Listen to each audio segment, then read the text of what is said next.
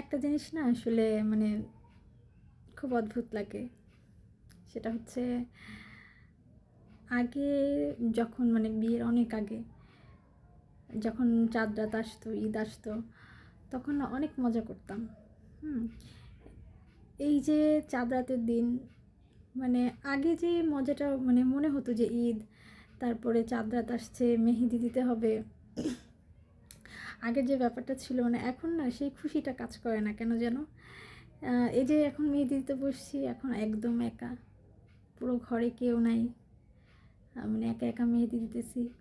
আর আগে যখন চাঁদ রাত আসতো, ঈদ আসতো, তখন দেখা গেছে কি আমরা অনেক ভাই বোন ছিলাম, আর বোনেরা অনেক বেশি ছিলাম। আর যে কারণে চাঁদ রাত আসলে না সবাই একসাথে মেহেদি দিতে বসতাম। মানে সব ফুপিরা, মানে ফুপিরা অনেক আনন্দ করতো, ফুর্তি করতো। মানে ছোটোবেলাটা অনেক মজার কেটেছে, অনেক ভালো কেটেছে। আর এখন তো দেখা গেছে কি সব ভাই বোনেরা মানে যে যার যার মতো সেপারেশন হয়ে গেছে।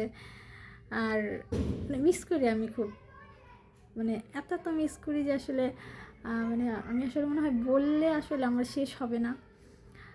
মানে সেই দিনগুলো, মানে যদি এমন কোনো কিছু মানে বুদ্ধি থাকতো কারোর মাথায় যে তখনকার যে দিনের যে মজা করতাম, আমরা আনন্দ করতাম একসাথে, যে ভাই বোনেদের থাকা, সারা রাত বসে মেহেদি দেওয়া, গল্প করা, যদি তখন কারোর মাথায় এমন কিছু আসতো যে না এগুলোর একটা ভিডিও করে রাখবো, তাহলে হয়তো বা সেই স্মৃতিগুলো এখনও থাকতো।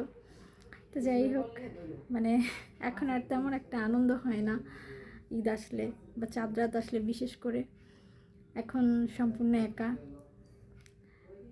সবাই, মানে সব ভাই বোনরা না এখন কেমন যেন একটা আলাদা আলাদা হয়ে গেছে, যে যার যার মতো মানে ঈদ কাটায়, যে যার যার মতো থাকে।